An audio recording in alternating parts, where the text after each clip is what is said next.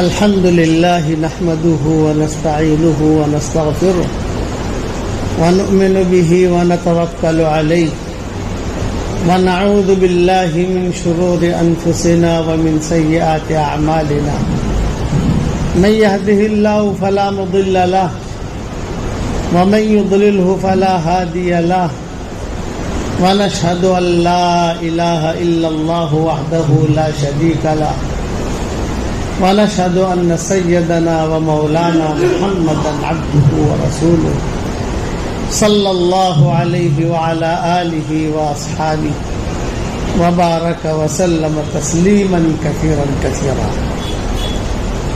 أما بعد فأعوذ بالله من الشيطان الرجيم. بسم الله الرحمن الرحيم. يا أيها الذين آمنوا كونوا أنصار الله. صدق اللہ العظیم. قابل احترام بھائیوں، دوستو، بزرگوں، رسول اللہ صلی اللہ علیہ وسلم کی سیرت میں سب سے بنیادی چیز جو ہے وہ حسن اخلاق ہے. کسی کو بھی حضور صلی اللہ علیہ وسلم نے تکلیف نہیں پہنچائی کہ کسی کو گالی دی ہو، کسی کو برا بھلا کہا ہو. نہیں، سامنے سے کسی نے کوئی بات کہی تو اسے جھیل لیا. حالات بہت آتے تھے، مکہ والوں کی طرف سے بھی حالات بہت آئے، بہت حالات آئے، لیکن آخر تک جو ہے نگلتے رہے، اگلا نہیں اور اپنا کام کرتے رہے. بادشاہوں کو بھی جو خطوط لکھے آپ صلی اللہ علیہ وسلم کی سیرت کے کچھ حصے ہیں. ایک حصہ تو مکی زندگی کا ہے، پھر دوسرا حصہ جو ہے حضور صلی اللہ علیہ وسلم کا مدنی زندگی کا ہے، اور تیسرا حصہ جو ہے حضور صلی اللہ علیہ وسلم نے اپنی زندگی کے آخری حصے میں سب بادشاہوں کو، بڑے بڑے عمرا کو خطوط لکھے. اسی خطوط میں حضور صلی اللہ علیہ وسلم نے ان کی عزت کا احترام کیا. کمزور سے کمزور آدمی ہو، بلکہ آپ نے اعلان کیا، خاص طور سے مسلمانوں کے لیے تو اعلان کیا کہ کعبہ کی عظمت ہے، یہ بیت اللہ کی ایک عظمت ہے. کتنی بڑی عظمت ہے. آدمی وہاں جاتا ہے، وہاں جا کر طواف کرتا ہے. حج اس کے بغیر ہو نہیں سکتا، عمرہ اس کے بغیر ہو نہیں سکتا. بہت بڑی عظمت ہے بیت اللہ کی. اس کی نقل دوسری جگہ ہو نہیں سکتی. یہ نہیں کہ چلو بھائی اب بیت اللہ جانا مشکل ہو گیا تو بمبئی میں ایک بیت اللہ بنا لو، ایک گجرات میں بنا لو. یہ نہیں ہوگا، آپ کو وہیں جانا پڑے گا، وہاں کی نیکیاں وہیں ملے گی آپ کو. تو آپ نے فرمایا اے گھر تیری عظمت ہے، لیکن مومن کی عظمت تجھ سے بھی زیادہ ہے. چاہے مومن فاسق ہو، مومن ہے، فاسق ہے، گنہگار ہے، لیکن اس کی عظمت کلمہ پڑھتا ہے، بس شراب بھی پیتا ہے، زنا بھی کرتا ہے، عزو کرتا ہے، اس کی عظمت بیت اللہ سے بھی زیادہ ہے. دمہ و مالہ، فرمایا اس کے خون کی بھی عظمت ہے، اس کے مال کی بھی عظمت ہے، اور اس سے بدگمانی بھی مت کرو مومن کے ساتھ. یہ فرمایا حضور نے کہ تیری تجھ سے بھی زیادہ عظمت ہے. 3 وجہ بتائی حضور صلی اللہ علیہ وسلم نے. مال کی حرمت بھی ہے، اس کی جان کی حرمت بھی ہے، تو اس کے ساتھ بدگمانی بھی مت کرو. اسی لیے آپ کے سامنے حضرت اسامہ جو تھے یہ کوئی قبول صورت نہیں تھے. عائشہ ان کے قصہ سناتی تھی. یہ کوئی قبول صورت نہیں تھے، ناک چپٹی تھی حضرت اسامہ کی، اور چچک کے داغ بھی تھے. ایک تو ناک چپٹی ہو اور چچک کا داغ، رنگ بھی کالا تھا، یعنی کشش والی کوئی چیز نہیں تھی حضرت اسامہ کے اندر. مسلمان تھے، ایمان والے تھے، ام ایمن کے بیٹے تھے. تو حدیثوں میں آتا ہے کہ جب مدینہ منورہ آئے تو وہاں پر کسی جگہ پر بیٹھ کر ایسا کھیل رہے تھے، بچپنا تھا ان کا، کھیلتے کھیلتے وہ گر پڑے. گرے تو چوٹ آئی، خون نکلنے لگا. حضور نے دیکھا بھی آواز ہو رہی ہے، کیا ہو رہا ہے؟ کیا کون گرا؟ جیسے بچہ گرتا ہے گھر میں تھوڑی دھمال ہو جاتی ہے نا، یہ کون گرا کون گرا؟ تو آپ نے فرمایا ابھی کیا ہوا؟ تو دیکھا تو اسامہ، اور خون بھی نکل رہا، اور روایت میں یہ بھی ہے کہ اس وقت ان کو جو سردی بھی ہوئی تھی، تو خون بھی نکل رہا، ناک بھی بہ رہی، ناک بھی چپٹی، رنگ بھی کالا، کوئی کشش کی چیز نہیں ہے۔ حضور صلی اللہ علیہ وسلم نے عائشہ سے کہا ارے بے عائشہ تھوڑا صاف کر لو، نہیں بیچارہ بچہ جو گر پڑا ہے۔ تو عائشہ خود فرماتی تھی، میں نے کہا گن کی حضرت عائشہ نے، میں توجہ نہیں دی۔ آپ نے فرمایا کوئی بات نہیں کوئی بات نہیں کوئی بات نہیں۔ حضرت عائشہ کہتی تھی میں نے دیکھا کہ حضور صلی اللہ علیہ وسلم خود کھڑے ہوئے اور اسامہ کو لے کر آئے، اور جہاں سے خون نکلتا تھا وہاں حضور نے اپنا منہ رکھا اور خون چوسا۔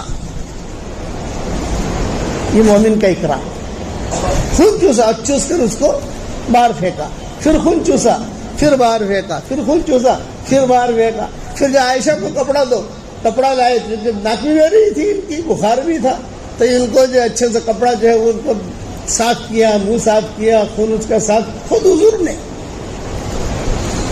صاف کیا۔ صاف کر کے جو ہے اچھا بھی ان کا کپڑا، تو حضور نے کپڑے بدلے، اور پھر حضور صلی اللہ علیہ وسلم نے اپنے سینے سے لگایا اور جملہ کہا اسامہ اگر تو لڑکی ہوتی تو میں فلاں جگہ تیری شادی کرا دیتا، فلاں جگہ تیری شادی کرا دیتا، فلاں جگہ تیری شادی کرا دیتا۔ تو عائشہ کہتی ہے جب میں نے یہ معاملہ دیکھا تب مجھے پتا چلا کہ مومن کا احترام حضور کے دل میں کتنا ہے اور اسامہ کا احترام کتنا ہے۔ حضرت عائشہ فرماتی تھی اس دن سے میں نے اسامہ کا احترام کرنا شروع کر دیا، عزت۔ حضور کے انتقال کے بعد یہ تو زندہ رہے نا، حضور صلی اللہ علیہ وسلم کے انتقال کے بعد جو لشکر گئے تھے ان لشکروں کا امیر حضور نے اسامہ کو ہی بنایا تھا۔ جس پر صحابہ کو اشکال ہوا تھا بھی چھوٹے بچے کو ایسے بنا دیا، فرمایا نہیں ہم نے ذمہ داری دی ہے اس کو، یہ تمہارے ذمہ دار ہے، یہ امیر ہے۔ کافی دنوں تک زندہ رہے حضرت اسامہ۔ تو کبھی کبھار باندیا کہتی حضرت عائشہ کو اسامہ آ رہے ہیں، گزر رہے ہیں، تو حضرت عائشہ جو ہے احتراماً کھڑی ہو جاتی اپنے کمرے میں۔ تو باندیا پوچھتی امی آپ کیوں کھڑی ہو گئی؟ بولے اسامہ کے احترام میں کھڑی ہوئی ہے۔ پھر یہ قصہ سنا کہ ایک قصہ میرے ساتھ ہوا ہے حضور صلی اللہ علیہ وسلم کا، کہ حضور نے اپنا منہ رکھا اور منہ رکھ کر اسامہ کا خون چوسا اور پھر باہر پھینکا، چوسا باہر پھینکا، کپڑے صاف کیے، منہ صاف کیا، اور پھر فرمایا اگر اسامہ لڑکی ہوتی تو فلاں جگہ شادی کرا دیتا، فلاں جگہ شادی کرا دیتا۔ عرفات کے میدان میں یمن والوں نے ماں بولی سے تنقید کی تھی اسامہ پر، حضور صلی اللہ علیہ وسلم کے یہ ردیف تھے، حجۃ الوداع میں بھی یہ ردیف تھے، فتح مکہ میں بھی یہ ردیف تھے۔ ردیف کا مطلب یہ ہوتا ہے حضور نے ان کو اپنے پیچھے بٹھایا تھا اونٹ کے اوپر، تو لوگ کہتے تھے اتنا بڑا نبی، اتنا بڑا نبی، اس کے ساتھ تو جو پرائیویٹ سیکرٹری ہونا چاہیے بڑا ہونا چاہیے۔ آپ فرماتے تھے نہیں، مومن کافی ہے۔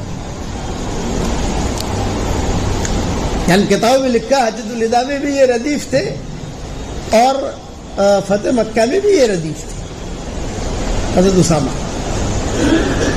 تو حضور صلی اللہ علیہ وسلم جب عرفات میں سورج غروب ہو گیا، صحابہ آئے اور کہا اس لیے کہ عرفات میں آپ کا حجۃ الوداع تھا، اس میں تو سب لوگ شریک ہو گئے تھے نا، یمن سے، یہاں سے، وہاں سے، جو بھی آئے لوگ، آپ نے اعلان کر دیا تھا کہ ہمارا حج ہے، اب جو بھی ہمارے ساتھ حج کرنا چاہے وہ حج کرے۔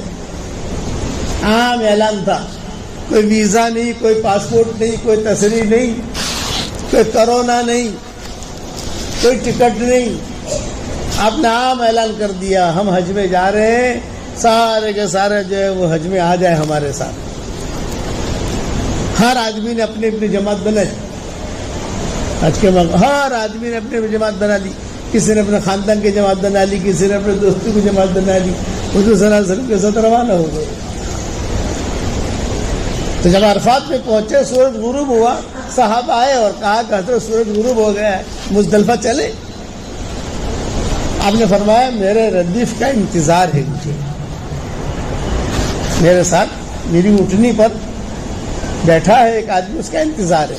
ٹھیک ہے, تھوڑی دیر کے بعد پھر آئے, حضرت سورج غروب ہو گیا, اب ہم چلے مزدلفہ, مجھے ردیف کا انتظار ہے.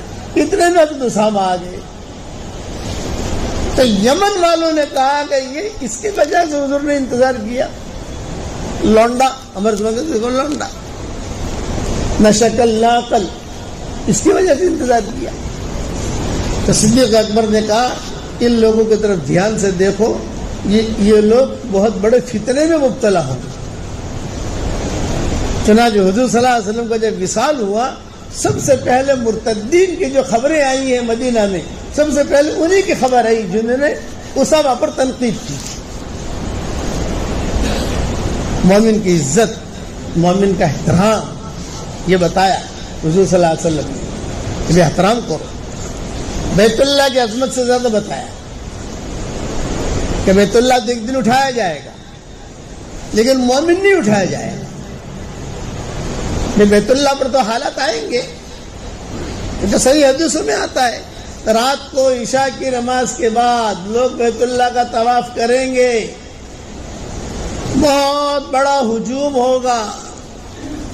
کتابوں میں لکھا ہے سب بیت اللہ کا طواف کریں گے, بہت بڑا ہجوم ہوگا, اور بیت اللہ کا طواف کر کے اپنے اپنے گھروں پر جائیں گے, اور صبح تہجد میں فجر کی نماز میں جب حرم میں داخل ہوں گے بیت اللہ نہیں ہوگا. لوگ کھڑے کھڑے باتیں کریں گے, ارے اللہ کا گھر کہاں گیا, کوئی کہے گا یہاں تھا, کوئی کہے گا یہاں تھا. نہیں نہیں, رات کو تو طواف کر کے گئے. پھر وہ نشانی میں بیان کریں گے مقام ابراہیم کو, بھائی مقام ابراہیم یہ ہے, اس کے سامنے تو بیت اللہ تھا, اس سے ہٹا ہوا تو تھا نہیں. ارے ہاں مقام ابراہیم تو یہی ہے, تو بیت اللہ کہاں گیا, یہ فرمایا بیت اللہ کو اللہ نے اٹھا لیا. کیا بیت اللہ کو آسمان پر اٹھا لیا جائے گا؟ اب لوگ طواف کرنا چاہیں گے تو بھی نہیں کریں گے, بیت اللہ ہی اٹھ گیا. اس لیے کتابوں میں لکھا ہے حجو قبل اللہ تو حجو. ہم جب سال لگا رہے تھے تو ہمارا یہاں فلسطین, اردن وغیرہ وہاں ہم سال لگا رہے تھے عربی ملکوں کا. تو جب حج کے دن آئے تو وہاں مسجد میں ماشاء اللہ ائمہ بڑے بڑے علماء وہ خطبہ دیتے تھے, اور خطبے میں وہ ایک ہی جملہ کہتے تھے حجو قبل اللہ تو حجو, حجو قبل اللہ تو حجو. حج کر لو اس سے پہلے کہ تم حج نہ کرنے دیے جاؤ. ہماری سمجھ میں یہ بات آتی نہیں تھی. 1977 کا قصہ ہے, جوان تھے, سنتے تھے. میں ان سے پوچھتا تھا کہ بھیا ایسے دن آئیں گے کہ حج, بولے ہاں بیت اللہ ہوگا لیکن خالی ہوگا. اور کرونا میں ہم نے دن دیکھ لیے. حجو قبل اللہ تو حجو, حجو یہ اعلان کرتے تھے, اس اعتبار سے لوگوں کی تشکیل کرتے تھے. تو لوگ جو ہے کہتے تھے انا مستعد انا مستعد انا مستعد. پھر بسیں وہاں سے تو بسوں میں حج میں آتے ہیں نا لوگ, پھر بسیں بھر بھر کے جو ہے جاتے تھے. وہ تو کہتے تھے حجو قبل اللہ تو حجو, حج کر لو اس سے پہلے کہ تم حج نہ کرنے دیے جاؤ. یہ بیت اللہ کو اللہ اٹھا لے گا, بیت اللہ کو جا کے دیکھ لو.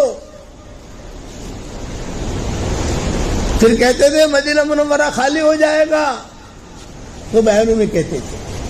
حدیث تو ہم نے بات بھی پڑھی, کتابوں کے مطالعے بات بھی کیے. جب کتابیں لکھنی شروع کی, بیان کرنے شروع کیے, واٹس ایپ پہ سبق دینے شروع کیے, تب کتابیں دیکھنی شروع کی ہم نے.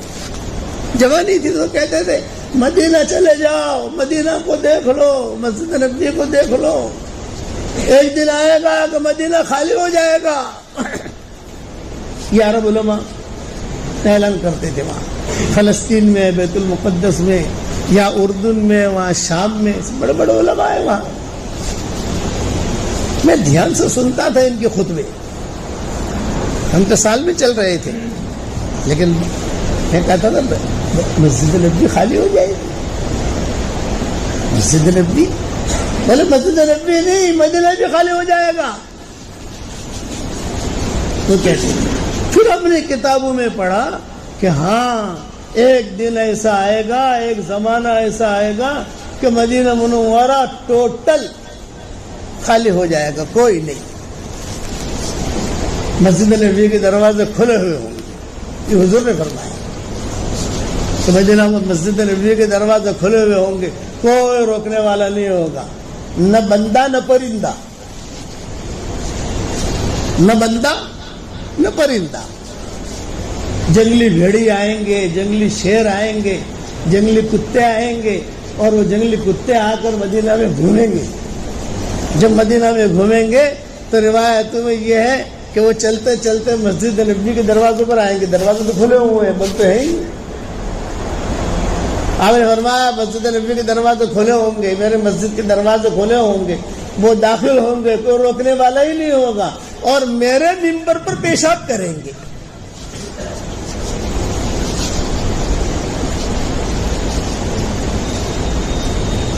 میں نے ایک مرتبہ بیان کیا تو مفتی سعید صاحب نے بیان سنا پورا، مفتی سعید پالنپوری رحمۃ اللہ علیہ. تو بیان کے اندر میں نے پھر حوالہ دیا ایک کتاب کا، ابھی موطا امام مالک میں یہ، اب بیان کر کے فارغ ہو گیا میں. یہ سارا بیان مفتی سعید صاحب کے آخری دن چل رہے تھے، یہاں بمبئی میں تھے، وہ زیر علاج تھے، اور کرونا کے خاص دن تھے وہ، تو گھر میں بیٹھ کر ہم بیان کرتے تھے رمضان میں.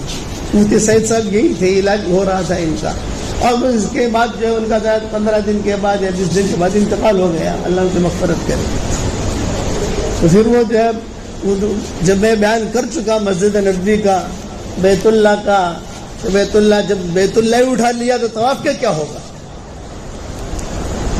یہ بھی تو ہے نا، میں بیت اللہ ہی اوپر چلا گیا تو طواف کیا ہوگا؟ صبح لوگ آئیں گے، اب رات کو قرآن پڑھ کے لیٹیں گے اپنے گھروں پر، اور صبح کیا ہوگا؟ قرآن کھولیں گے تو حروف آسمان اوپر.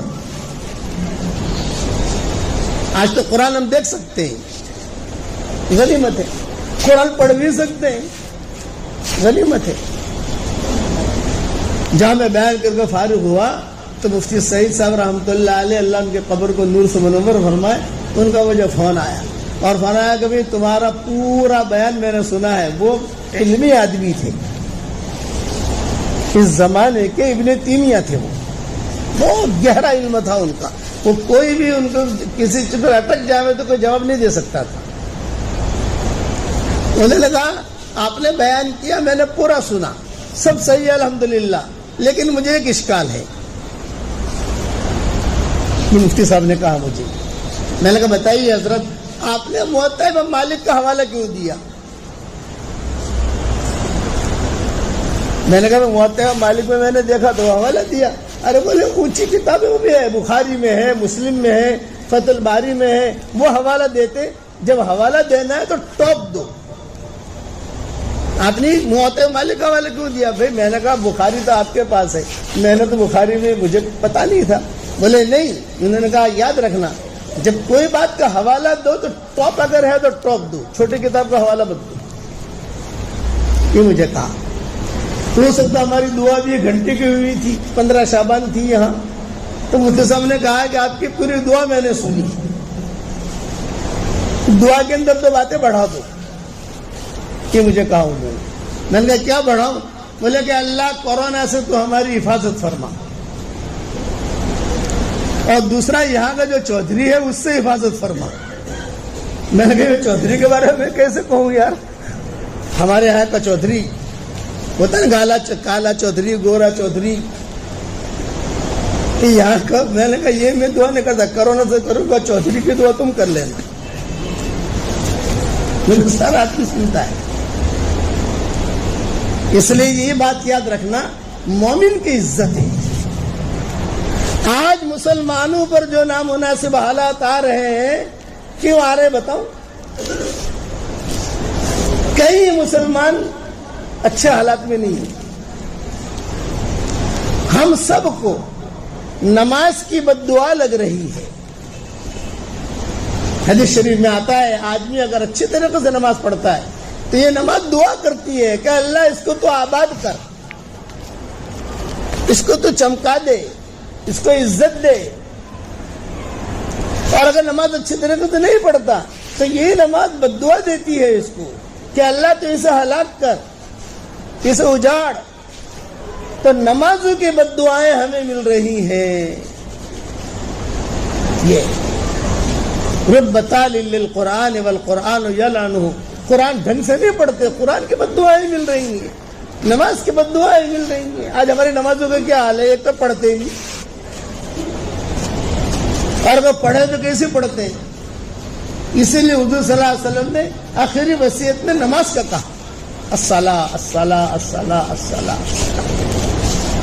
سلف صالحین کا معمول تھا, اپنے نمازوں کو بہت اچھے طریقے سے پڑھتے تھے. مولانا یوسف صاحب رحمۃ اللہ علیہ کو ہم نے خود نے دیکھا, مولانا یوسف رحمۃ اللہ علیہ, حالانکہ دعوت کے کام میں وہ آدمی بہت مشغول تھا. ارے دعوت کے کام میں لگنا اور تھکنا معمولی چیز نہیں ہے.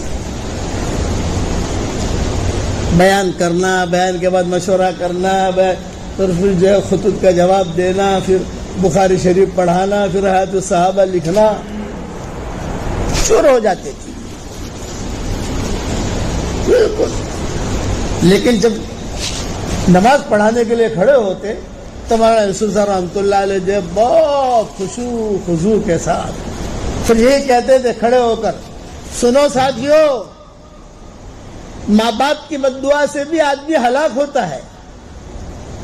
مولانا یوسف صاحب رحمۃ اللہ علیہ فرماتے تھے استاد کی بد دعا سے بھی ہلاک ہوتا ہے, کسی مسلمان کی بد دعا سے بھی ہلاک ہوتا ہے, لیکن سب سے زیادہ خطرناک بد دعا یہ نماز کی بد دعا ہے. نماز کی بد دعا سے اپنے آپ کو بچانا. فرمایا نفلیں کم پڑھنا کوئی حرج نہیں ہے, لیکن ڈھنگ کے پڑھنا.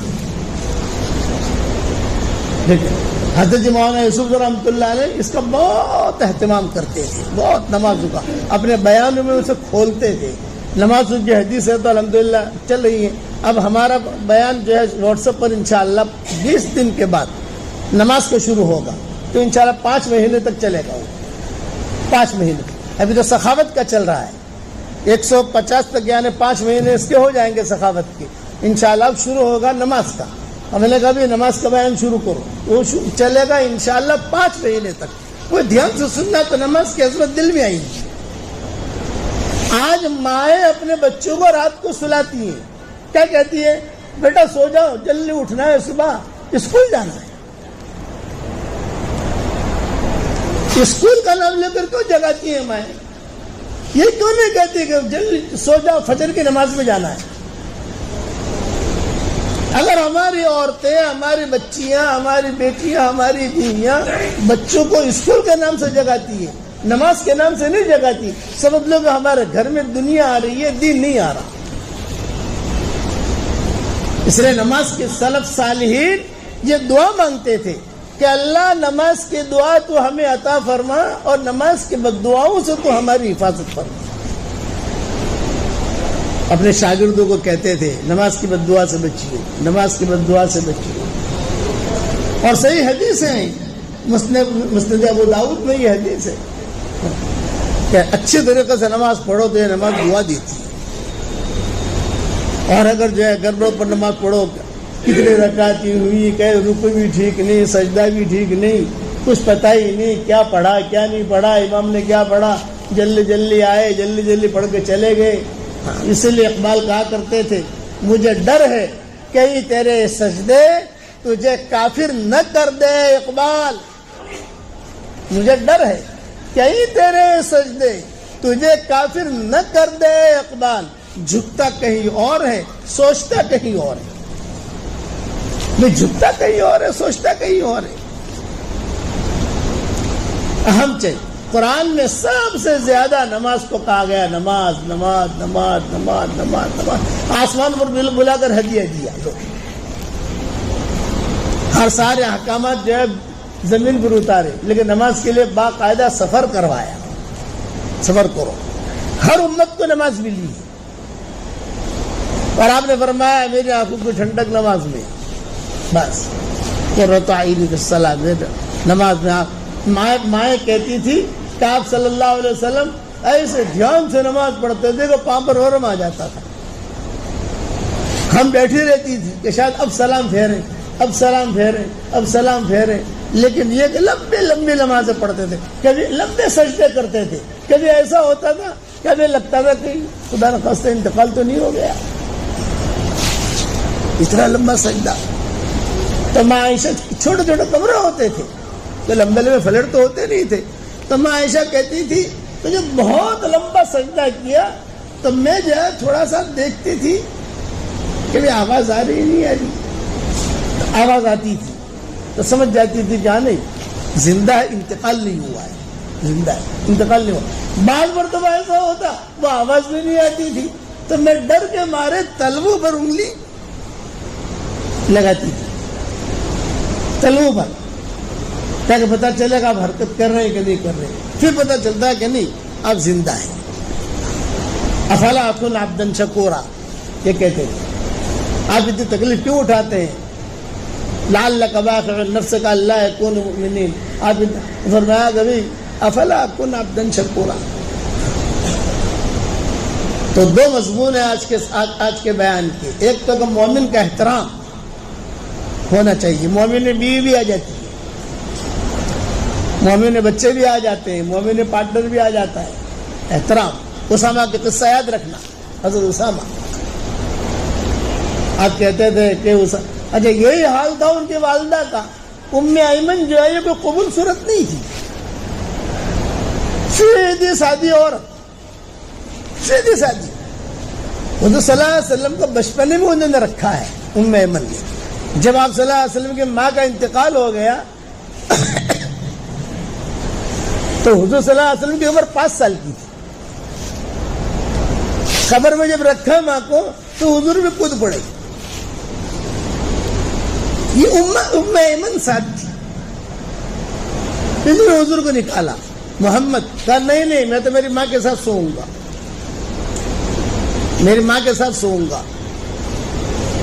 ماں کی ایک محبت ہوتی ہے نا. تو ام ایمن نے نکالا اور ام ایمن نے نکال کر حضور صلی اللہ علیہ وسلم کو سینے سے لگایا اور کہا تمہاری ماں کا انتقال ہو گیا ہے. نہیں میری ماں کی قبر میں سوؤں گا، میری ماں کی قبر میں سوؤں گا. دفن کیا تو حضور صلی اللہ علیہ وسلم کو ام ایمن جو ہے اٹھا کے چلی. اصل میں اور لوگ بھی تھے لیکن یہ ام ایمن کا نام آتا ہے. چلے تو حضور جو ہے پیچھے مڑ مڑ کے دیکھتے تھے قبر کی طرف. حضور صلی اللہ علیہ وسلم پیچھے مڑ مڑ کے، اور ام ایمن جو ہے چہرہ حضور کا وہاں سے ہٹاتی تھی. جب تنعیم میں پہنچے تو عبد المطلب اکرام کے لیے آئے، استقبال کے لیے. تو عبد المطلب کو معلوم نہیں تھا کہ آمنہ کا انتقال ہو گیا ہے. تو عبد المطلب نے کہا کہ ام ایمن نے کیوں اٹھایا ہے اس کو، آمنہ کہاں ہے؟ ام ایمن اور آمنہ میں فرق ہے، اس نے کیوں اٹھایا ہے؟ تو لوگوں نے کہا کہ آمنہ کا انتقال ہو گیا ہے. تو عبد المطلب نے گھر میں سارا انتظام کیا تھا، گھر ٹھیک ٹھاک کیا تھا حضور کے استقبال میں، آمنہ کے لیے پانی، بستر، سب. تو عبد المطلب ہچکیاں مار کر رہے ہو کون سنبھالے گا اس کو؟ اس وقت عبد المطلب نے فیصلہ کیا کہ اب ام ایمن عورتوں کے اندر ان کو سنبھالے گی. تو حضور کہتے تھے مجھے اس ام ایمن کی وجہ سے ماں کا پیار ملتا ہے. لوگ ہنستے تھے کبھی کبھی تو آپ فرماتے تھے بھی کیوں ہنس رہے ہو؟ کہتے تھے ام ایمن کو بولنا نہیں آتا، سلام کرنا نہیں آتا. ام ایمن جو زبان میں لکنت تھی تو کہتی تھی، یعنی آتی تھی سلام کرتی تھی. حضور کہتے تھے ماں سلام مت کرو، سلام مت کرو، وعلیکم السلام، وعلیکم السلام. حضور پہلے جواب دے دیتے تھے، زبان میں لکنت تھی ان کی. تو کہنا چاہتی تھی سلام اللہ علیکم، نہیں کہہ پاتی تھی تو کہتی تھی سلام لا علیکم. تو حضور کہتے تھے یہ تو بد دعا ہے، وعلیکم السلام، وعلیکم السلام. تو صحابہ ہنستے تھے. آپ نے فرمایا ہنسو مت، یہ عورت اتنی اونچی ہے کہ جنت میں چلتے پھرتے میں نے اس کو دیکھا ہے.